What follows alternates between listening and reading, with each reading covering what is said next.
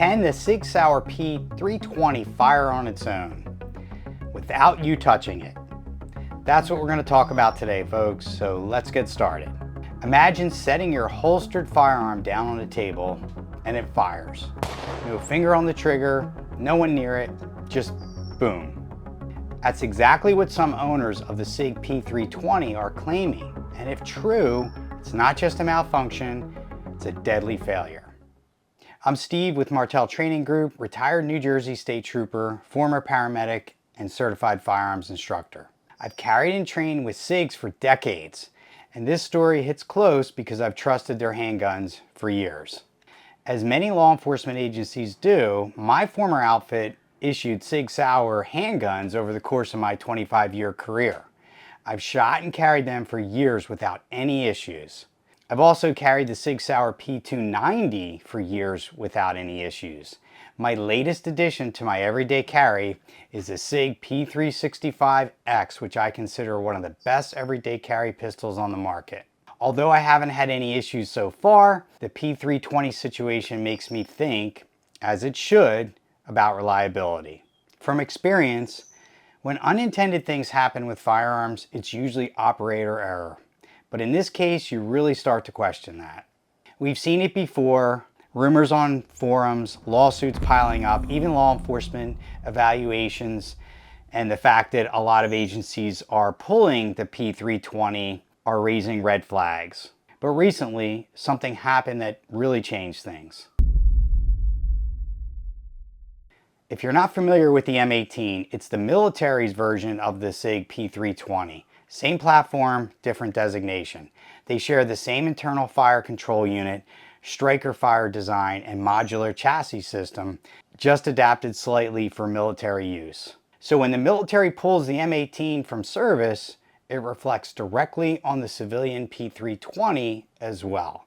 On July 20th of this year, following an incident at F.E. Warren Air Force Base that killed an airman, the Air Force pulled all M18 handguns from rotation for inspection and temporarily issued M4s instead.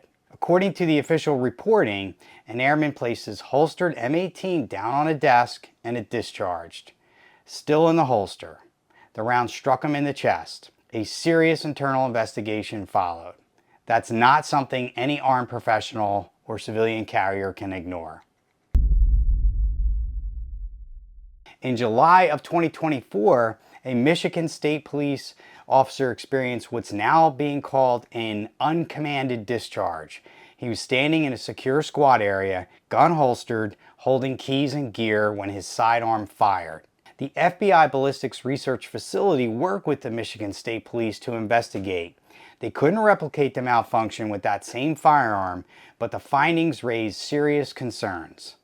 The FBI Ballistics Research Facility determined that the Sig P320 platform can discharge under rare but realistic conditions.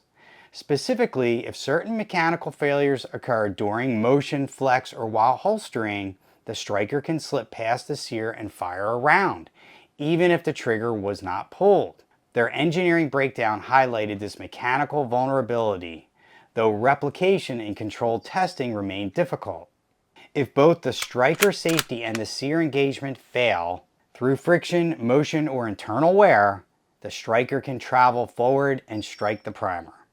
And if you're carrying that firearm appendix on the hip or in the small of the back, that malfunction could be catastrophic. This isn't a theory, it's been acknowledged by credible sources in law enforcement. Sig Sauer publicly responded in a July 2025 statement. They emphasized the original FBI testing used incompatible test equipment. With Sig's participation, the tests were redone using 20 striker assemblies and over 500 attempts. The result? 0 malfunctions. They also noted that Michigan State Police continues to issue the M18 pistols.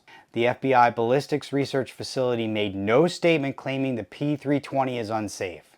And regarding civil lawsuits, 12 federal courts and even plaintiffs' own experts failed to replicate the uncommanded discharge. Some experts admitted under oath the P320 cannot fire without the trigger being pulled.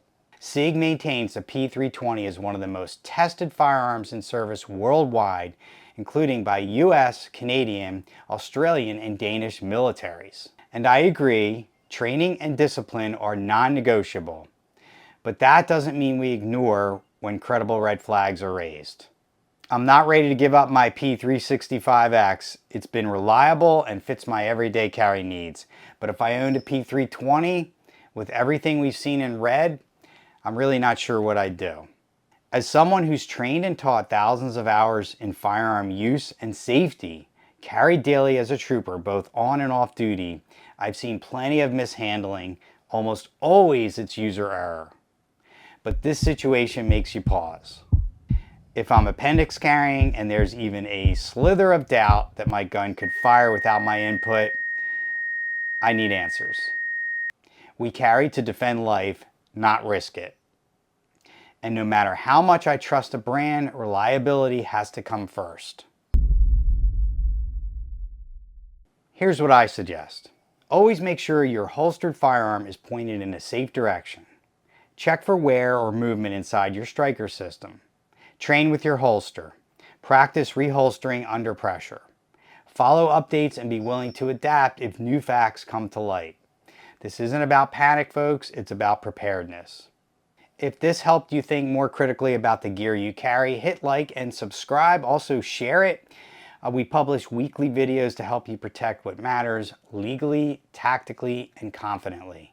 And if you want to continue your training, we have an online course. I'll put the link in the description. On the screen, there's a link you can click for a free personal safety and situational awareness guide. It's actually 16 guides in one. Just put your email address in, we'll send you out the PDF. Check out the description for similar videos on these topics. Stay safe, stay vigilant, and carry smart.